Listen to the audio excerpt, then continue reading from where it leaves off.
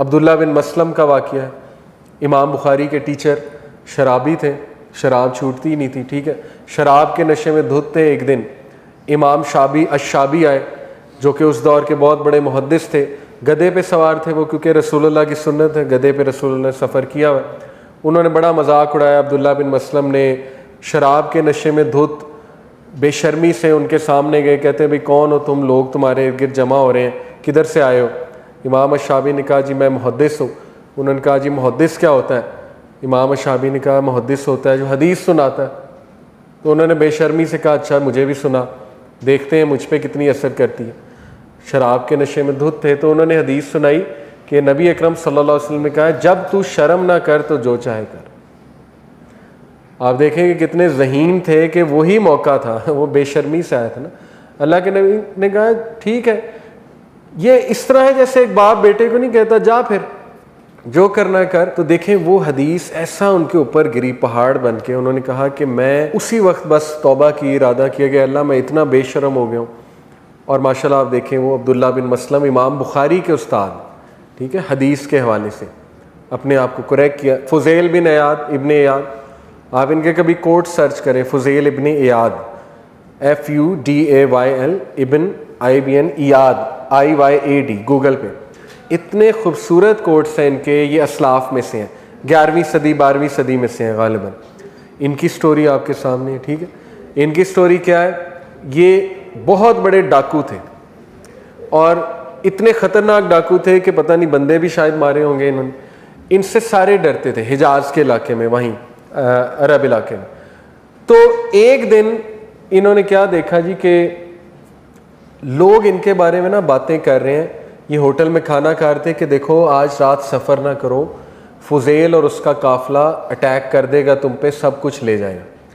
تو ان کے دل میں ایک بات آئی کہ کیا میں اتنا برا ہوں کہ دیکھو لوگ مجھ سے اس طرح پریشان ہوتے ہیں، لیکن خیر اس ٹائم نہیں چھوڑا، اس چیز کو کنٹینیو کیا۔ ایک دن اپنی محبوبہ کو دیکھنے کے لیے جا رہے تھے، ان کو ایک لڑکی پسند تھی، تو دیواریں پھلانگتے ہوئے دیکھنے اسے جا رہے تھے اپنی محبوبہ کو۔ تو راستے میں ایک گھر سے جب دیوار پھلانگتے ہوئے گزرے تو ایک بندہ جو ہے وہ تہجد کی نماز پڑھ رہا تھا، اور وہ اس میں اونچی یہ آیت کی تلاوت کر رہا تھا، سورہ حدید کی آیت ہے کہ کیا وقت نہیں آ گیا کہ ایمان والوں کا دل نرم ہو جائے اور وہ اللہ سے توبہ کر لیں، اللہ سے رجوع کر لیں۔ اور بس یہ آیت دیکھیں نا، ایک موقع ہوتا ہے، یہ آیت ایسا ان کے دل پہ ہٹ ہوئی کہ انہوں نے اسی وقت کہا کہ اللہ بس اب میں اس زندگی کو چھوڑنا چاہتا ہوں۔ ایک ڈیسیجن ہی ہوتا ہے نا، اور استقامت اللہ دے دیتا ہے، زندگی کو چھوڑا۔ اور فضیل ابن ایاد ایک نام ہے، ٹھیک ہے، میں آپ کو بتا رہا ہوں، کبھی ان پہ سرچ کریں تو کئی مثالیں آپ کو مل جائیں گی۔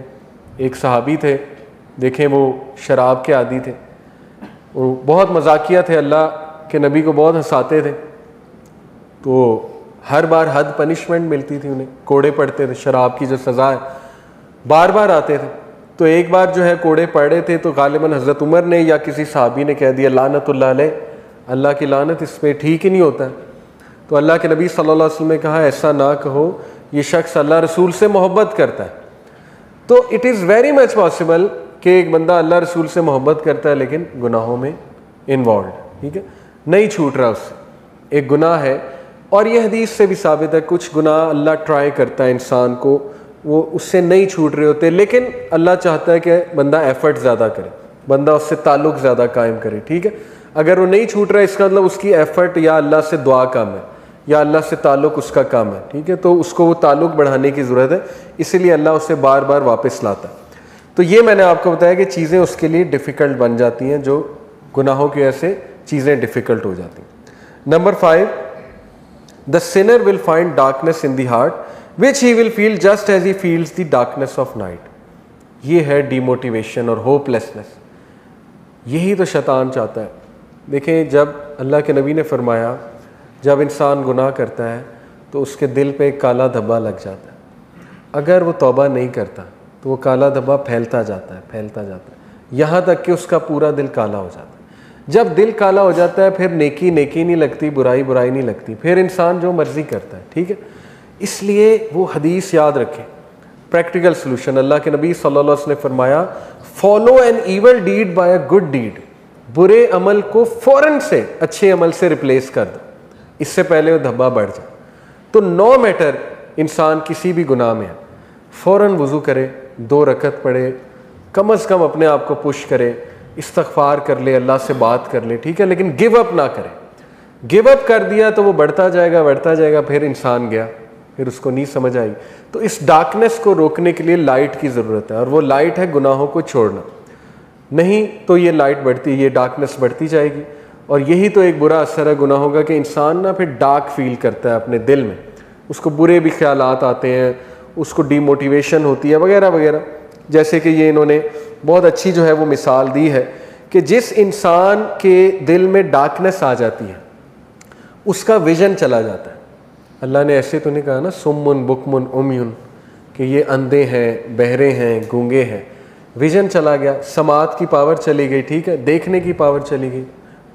کیوں؟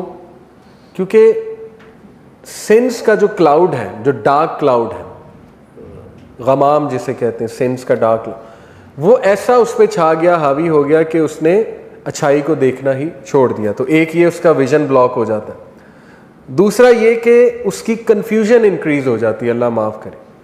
آپ نے نوٹ کیا ہوگا کہ جب ایمانی حالت کم ہوتی ہے نا گناہوں کی وجہ سے تو وسوسے بڑھ جاتے ہیں، ایسا ہے کہ نہیں؟ ایسا ہی ہوتا ہے نا، اللہ کے بارے میں سوالات بڑھ جاتے ہیں، تقدیر کے بارے میں کویسچنز آنے لگ جاتے ہیں، ٹھیک ہے نا، اور یہ کہ عجیب و غریب خیالات انسان کو آنے لگ جاتے ہیں، نیگیٹیوٹی، وہ ڈارکنیس کی وجہ سے۔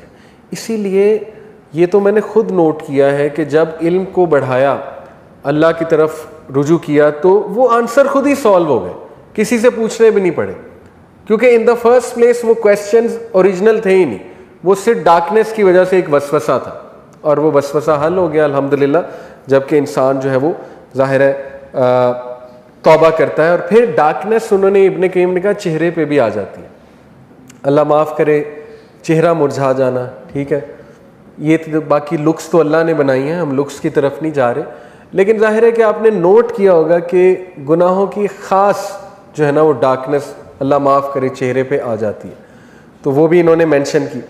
پھر عبداللہ بن عباس، ابن عباس کا بڑا ہی زبردست کوٹ ہے، لیکن اس سے پہلے میں آپ کو عبداللہ بن مسعود کا کوٹ سناتا ہوں۔ عبداللہ بن مسعود نے کہا کہ مومن چھوٹے سے گناہ کو پہاڑ کی طرح دیکھتا ہے، اور منافق بڑے سے بڑے گناہ کو ایک مکھی کی طرح دیکھتا ہے جو ناک پر بیٹھ جائے اور وہ یوں اڑا دے مکھی کو، ٹھیک ہے۔ تو یہ بھی گناہوں کے اثرات ہیں کہ بڑے گناہ کو بہت چھوٹا سمجھنے لگنا، اس میں بھی تزکیہ کرنا پڑے گا، ٹھیک ہے، واپس آنا پڑے گا۔ ابن عباس کہتے ہیں good deeds make the face light, give light to the heart and bring about ample provision. سبحان اللہ، رزق آتا ہے، لائٹ آتی ہے، چہرے پہ لائٹ آتی ہے، دل میں لائٹ آتی ہے نیک اعمال سے۔ فزیکل اسٹرینتھ، اللہ اکبر، ابن عباس کہتے ہیں نیک اعمال سے فزیکلی اسٹرانگ ہوتے ہو آپ، یہ بہت انٹرسٹنگ بات ہے، بہت بڑی بات ہے، ٹھیک ہے۔ اور آخری چیز، لو ان پیپلز ہارٹ، لوگوں کے دل میں آپ کا روب، دبدبہ، محبت پیدا ہو جاتی ہے جب انسان نیک عمل کرتا ہے، نیکی کا ایک روب ہے، ٹھیک ہے۔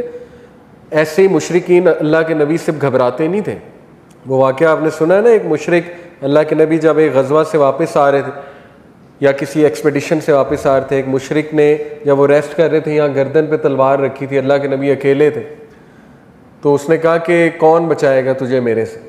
تو اللہ کے نبی نے کہا اللہ، تو اس کے ہاتھ سے تلوار چھوٹ گئی، وہ کانپنے لگ گیا۔ پھر اللہ کے نبی نے تلوار پکڑی، کہا اب تجھے کون بچائے گا؟